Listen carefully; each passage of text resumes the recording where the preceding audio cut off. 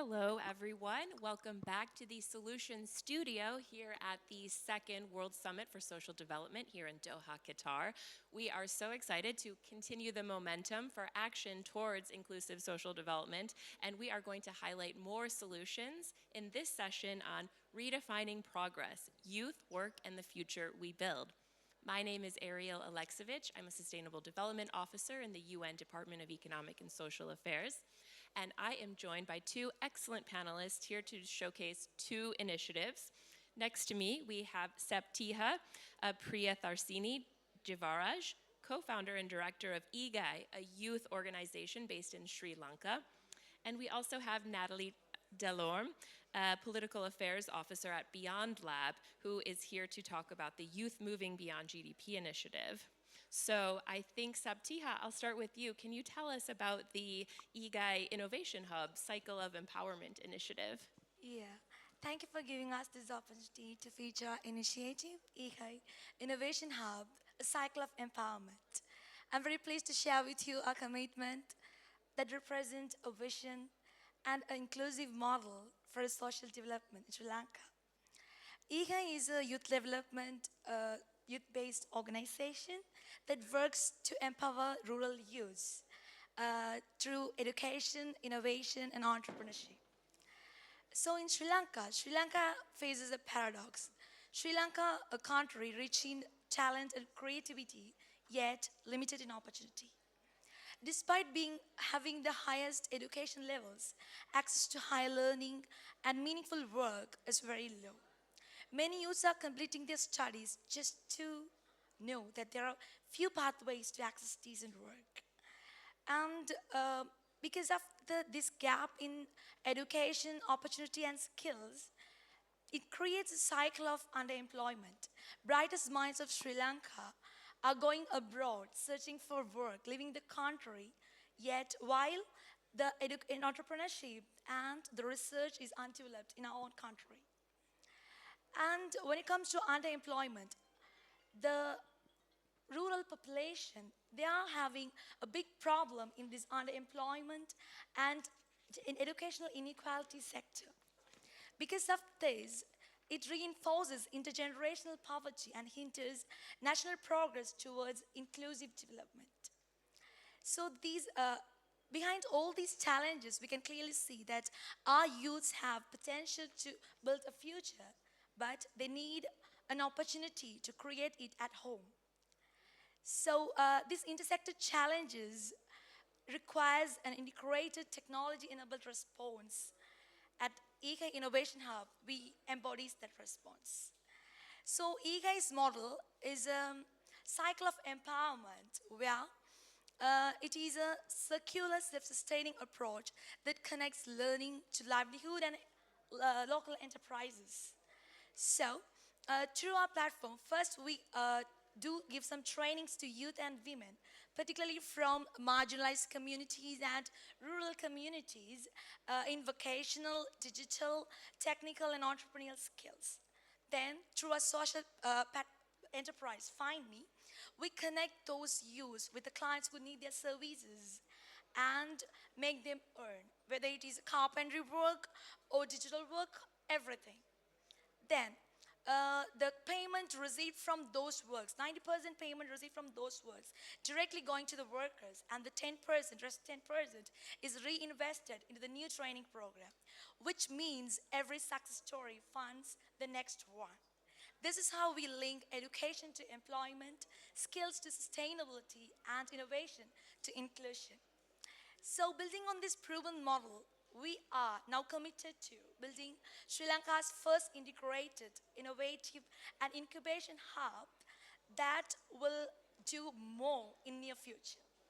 So this iHub will have a Children's STEAM Education Center, Youth Development and Training Complex, Research Pavilion, Innovation and Incubation Hub, at the same time, Community Engagement Center as well. So this will serve as a model for sustainable social innovation, because like we are going to integrate renewable energy infrastructure, IoT-based smart systems, AI-assisted learning kind of things. We are going to include all those things.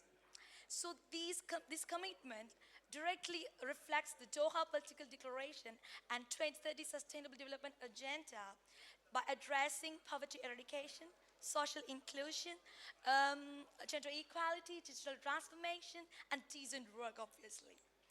Uh, by 2030, we are committed to train over 50,000 youths, create 25,000 decent jobs, launch 1,500 micro enterprises, and incubate over 500 startups. So we're planning to replicate this model all over the country.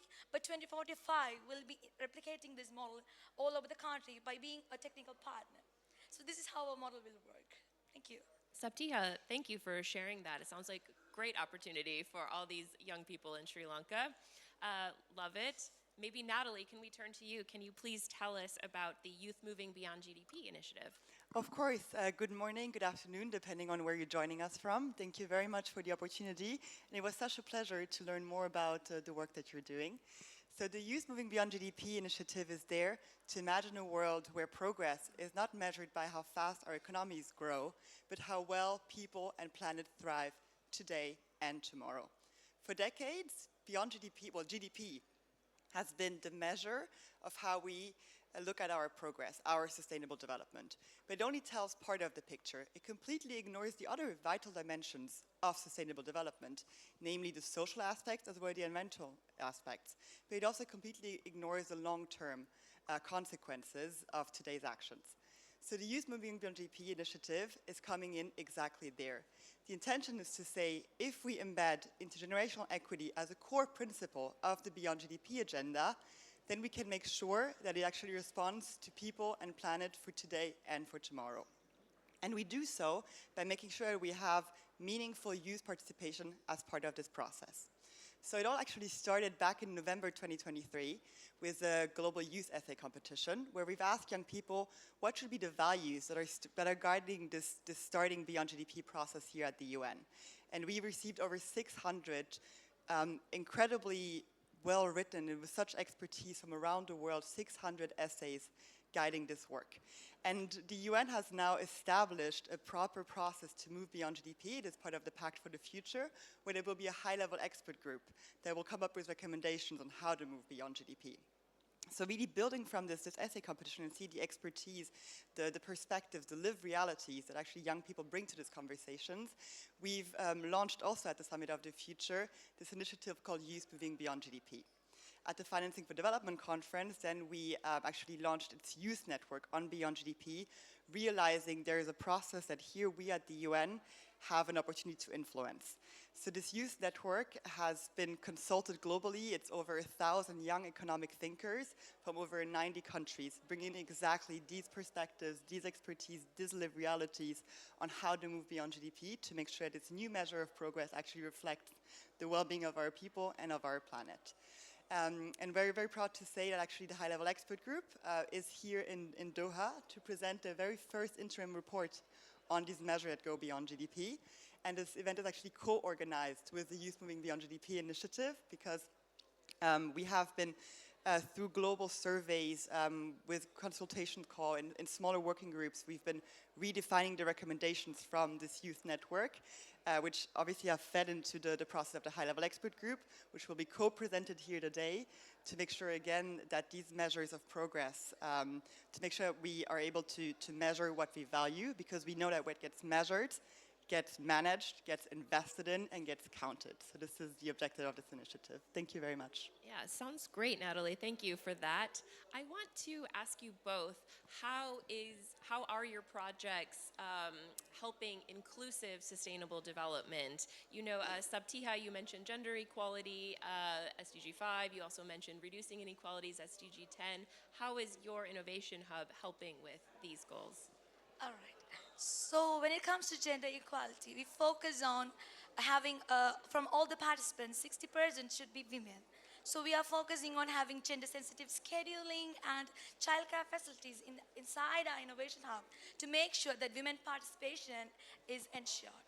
And at the same time, when it comes to the inclusive development, we focus on rural and marginalized communities, and also we focus on indigenous groups, because we wanted to include everybody from every layer of the society to ensure equitable inclusion. So this is how we are maintaining the inclusion and gender equality. Great, thank you so much for that. Natalie, how about you? How is your project, Inclusive Sustainable Development? Well, if you look at current economic discourse, let's face it, it's quite old. I think it's okay to say this, and it's also quite from the global north. It's a specific type of, I would say, academics and leading voices in that space still, unfortunately. So this inclusion really comes in of saying if we want to make sure that these metrics, because these metrics that ultimately decide how policies are being done, where investments are guided, even how, again, we measure progress on sustainable development. These need to be reflective, actually, of the people who, all the people who are most impacted and who actually are, who have the direct consequences of these policies, these investments of sustainable development. So the inclusion element is this focus on young people, on intergenerational equity, of saying we're not just the change makers of tomorrow, we are already today architects of this change. And also in many countries, young people make up majority of the population. So if you say we need these indicators to be, on the one hand, universally applicable, but also country-owned, if you want to make sure they resonate in country, ask the people in the country. And if you want to have honest opinion, ask the young people in this country. Absolutely. Natalie, earlier you mentioned accountability. So I want to get back to that. And maybe I'll start with you, Natalie, to follow up on where do you see this project in 1 year from now? How will you report back to the delegates here? Excellent question. So again, there are many different fantastic Beyond GDP initiatives happening around the world. But as we sit with the United Nations, we're thinking, what is our competitive advantage? What is something that we can bring? What is something we can open and push the doors open for? What is something we can democratize? So we've looked at this UN process, the process of the high-level expert group. So they are set to present their final recommendations at the UN General Assembly in September in a year. So this is actually the moment where all of us, and actually we can also hold the high-level expert group accountable to making sure that intergenerational equity was a core element of these new metrics of progress. And actually, even more importantly, following these recommendations, there will be an intergovernmental process where member states will then negotiate these new metrics go beyond GDP. So this is only part of the work. Yes, there is obviously this global policy making where we're working to make that link with grassroots knowledge, expertise, again, lived realities, but then it will also be the second step of making sure at national level, this type of engagement of intergenerational equity and perspectives are also fed into the national process as well. So long answer to say, 1 year we have an important milestone, but what also matters is what comes after this. Thank you. Great, thank you. And over to you, what's happening? Yeah. So, currently we are already running the model of this model. Okay. So we are reaching youth every day, but through this model we are expanding it. So we want to reach around 5,000 youths by the end of next year, and we want to construct our IHAB fully as well. So by the end of the next year, we'll be reaching 5,000 youths, and our hub will be up and running. Yes. So that's what we see in the next year. Great, thank you so much, Sabtiha. And let me ask you now, what partnerships and resources are you seeking from participants here at the summit? All right. So since we are building our innovation hub, we'll need some resource persons, mentors, investors, partners to work with us. We just would not want it to happen in Trincomalee. We want to expand it nationally and globally. We just want to be a technical partner when we expand it nationally and globally. So we want everyone to join hands with us to implement this model in Sri Lanka and beyond. Glad to hear it. And Natalie, what would you like to see from other delegates here? Fantastic. Well, I'll start by thanking the partners of this initiative. This initiative is being done by the Beyond Lab, UN Trade and Development, and the student-led movement Rethinking Economics, supported by Germany and by Switzerland. And we are very pleased to announce that the Youth Moving Beyond GDP initiative was selected as one of the solutions of this World Social Summit. So we will be featured on the platform. And with that, we very much welcome and invite member states, all partners, to formally endorse the Youth Moving Beyond GDP initiative and to obviously then translate this into embedding intergenerational equity into measures of progress at your global, regional, or national level, because this is where it matters. Perfect. And let me ask you, as our final question here, to challenge you in one sentence, what is your call to action for everyone gathered here in Doha? What should they take away from this conference? I always believe that empowered people empower people.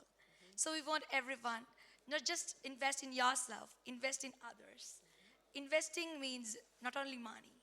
Investing means investing your skills, investing your power, investing in knowledge. Knowledge sharing is the best thing that we can do everywhere. So we want people, every people to empower others, each other. Perfect. Empowerment. I love it. Okay, Natalie? I can only second that and perhaps add institutionalize youth engagement to make sure we protect, defend, and invest in these spaces.